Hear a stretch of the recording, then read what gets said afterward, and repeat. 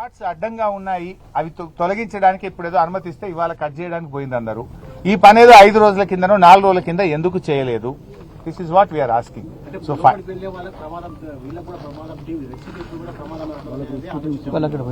So దానికి అన్ని జాగ్రత్తలు తీసుకోవాలి. అదే చెప్పాను నేను.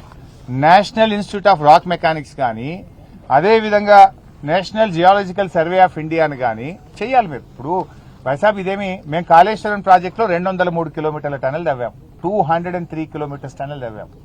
పాలమూరు దిండి ఎత్తిపోతల పథకంలో దాదాపు 100 కిలోమీటర్ల టనల్ తవ్వాం బీఆర్ఎస్ హయాంలో, 100 kilometres. Of course that tunnel is different, this tunnel is different, కానీ రిస్క్ ఆల్మోస్ట్ అదే రకమైనటువంటి జాబ్ ఉంటుంది. సో అలాంటిది మేము అక్కడ కూడా వచ్చింది. కాళేశ్వరంలో ప్యాకేజ్ 7 లో టనల్ మొత్తం కొలాప్స్ అయింది. 30 మీటర్లు గాలికి ఆకాశానికి సూర్యకిరణాలు వచ్చి టనల్ లోపల పడ్డాయి.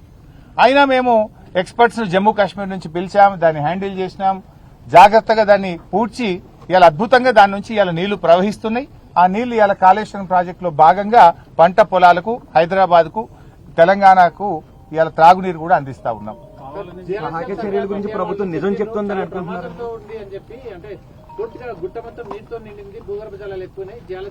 బైసాబ్ మేము ఇప్పుడు అక్కడ మాట్లాడినాం. ఎంత సీపేజ్ ఉందని అడిగితే 5,000 క్యూసెక్కులు ఉందన్నారు. 5,000 క్యూసెక్కులు బయటకు వస్తుంది. And this is not new. BRS ప్రభుత్వ హయాంలో కొన్ని సందర్భాల్లో 9,000, 10,000 క్యూసెక్కులు వచ్చినాయి. 9,000 litres per hour, per minute, 9 to 10,000 litres per minute BRS హయాంలో వస్తే కూడా డీవాటరింగ్ చేసినాం కదా ఆ రోజు. ఈ రోజు ఎంత వస్తుంది అని అడిగితే 5,000 లీటర్స్ పర్ మినిట్ వస్తుంది అన్నారు. మరి 3,600 పెద్ద ముచ్చట్నా? గతంలో రాలేదా? దానికి ఆల్రెడీ సెటిల్డ్ సిస్టమ్ ఉంది. అదేదో కొత్తగా వచ్చింది, నీళ్లు బాగా వచ్చినాయని చెప్తున్నారు మీరు. ఇక ఒక ఆయన సరే వాటర్ నీళ్లు కలిసినాయి అన్నాడు, అది వేరే అనుకో. బాధ్యత రహిత్యం. కాళేశ్వరం ప్రాజెక్టు 1,00,000 కోట్లు ఇచ్చారు, కానీ ఎస్ఎల్బీసీకి మాత్రం 2,000 కోట్లు ఇవ్వలేదని చెప్పి ఇప్పుడు చెప్పాను కదా బ్రదర్, వినలేదా మీరు? 3,300 కోట్లు 9 ఏళ్ల కాంగ్రెస్ హయాంలో ఖర్చు పెడితే 3,900 కోట్లు బీఆర్ఎస్ హయాంలో ఖర్చు పెట్టాము. 600 కోట్లు వాళ్ళకంటే ఎక్కువ ఖర్చు పెట్టాము. పైగా మాకు 2 కరోనా సంవత్సరాలు వచ్చినాయి. పెద్ద ఎత్తున వాటర్ సీపేజ్ వచ్చి పనులు ఆగిపోయినాయి. 2 టనళ్లకు కూడా బేరింగులు పోయినాయి. ఇప్పుడు మనం పోయిన టనల్ది బేరింగ్ పోయింది. ఆ రోజు మా ప్రభుత్వం వచ్చినప్పుడు బేరింగ్ పోతే 100 కోట్ల రూపాయలు అడ్వాన్స్ ఇచ్చి కొత్త బేరింగ్ తెప్పించి మెషిన్ లో ఫిట్ చేయించి పనులు ప్రారంభించినాం. ఆనాడు బీఆర్ఎస్ అధికారంలో రాకముందు కాంగ్రెస్ గవర్నమెంటే ఉండే. ఇదే ఉత్తమ్ కుమార్ రెడ్డి గారు మంత్రి, ఇదే నల్గొండ జిల్లాలో. ఆయన పులిచింతల మాత్రం దగ్గరుండి పోలీసు వాళ్ళని పెట్టి మన తెలంగాణ వాళ్ళని ముంచి ఆంధ్రకు నీళ్లు ఇచ్చే ప్రాజెక్ట్ ఏమో చాలా జాగ్రత్తగా గట్టించిండు. కానీ ఇదే టనల్లో బేరింగ్ ఫెయిల్ అయితే ఆ రోజు కిరణ్ కుమార్ రెడ్డిని అడగలే. మళ్లీ మా ప్రభుత్వం వచ్చినాక ఆల్ పార్టీ మీటింగ్ పెట్టి 100 కోట్లు అడ్వాన్స్ ఇచ్చి ఆ బేరింగ్ అమెరికా నుంచి తెప్పించి వేయించి పనులు ప్రారంభించాం. ద అదర్ సైడ్ కూడా అక్కడ కూడా బేరింగ్ ఫెయిల్ అయితే దానికి కూడా 100 కోట్ల రూపాయలు అడ్వాన్స్ ఇచ్చి దా బేరింగ్ కూడా తెప్పించి పనులు చేయించాం. అంటే మేము ఎంత సిన్సియర్ గా ఉన్నామని. నిజంగా మేము పక్కన పెడితే అఖిలపక్షం పిలిచినాం. జానారెడ్డి గారు ఆ రోజు ఎల్ఓపీ నాయకుడిగా అఖిలపక్షం మీటింగ్ కు అసెంబ్లీలో హాజరైంది. వీళ్ళిద్దరు కూడా వచ్చింది. కోమటిరెడ్డి గారు, ఉత్తమ్ కుమార్ రెడ్డి గారు కూడా అఖిలపక్షం మీటింగ్. ఆ రోజు కేసీఆర్ గారు ముఖ్యమంత్రిగా ఆయన అధ్యక్షతన జరిగిన మీటింగ్ వీళ్ళు ముగ్గురు కూడా వచ్చారు. వీళ్ళే అడిగితే 100 కోట్లు అడ్వాన్స్ ఇచ్చి కూడా పనులు చేపించాం. అంటే 2 సార్లు బేరింగ్ ఫెయిల్ అయితే 2 సార్లు 100 కోట్ల రూపాయలు అడ్వాన్స్ ఇచ్చి పనులు ముందుకు తీసుకుపోయే ప్రయత్నం చేశాం.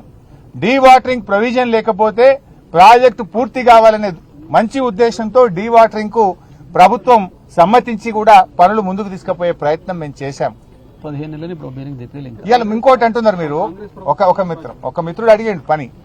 కాంగ్రెస్ గవర్నమెంట్ వచ్చి 15 నెలలు అయింది. 15 మీటర్లు తవ్వినరా వీళ్ళు? మరి 15 నెలల కాంగ్రెస్ ప్రభుత్వంలో 15 మీటర్లన్నా మీరు తవ్వినరా అని నేను అడుగుతున్నా. మమ్మల్ని అడుగుతున్నారు కదా. సరే మేము సమాధానం చెప్పినాం.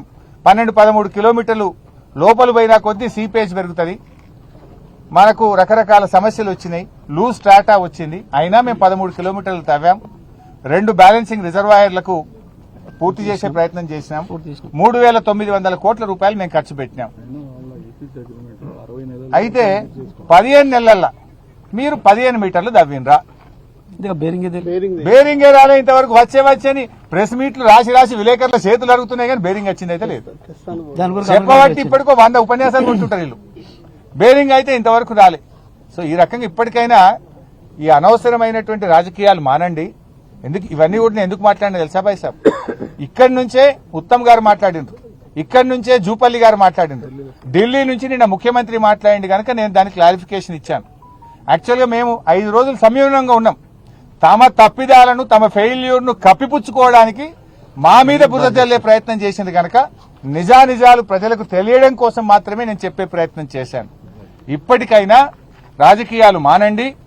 యుద్ధ ప్రాతిపదికన అన్ని బృందాలను ఒక తాటి మీద నడిపి కన్వేయర్ బెల్ట్ ను ఓకే చేసి ఆ మక్కును బయటకు తీసుకొచ్చి వాళ్ళ ప్రాణాలు కాపాడే ప్రయత్నం చేయాలని బీఆర్ఎస్ పార్టీ పక్షాన కోరుతున్నాం.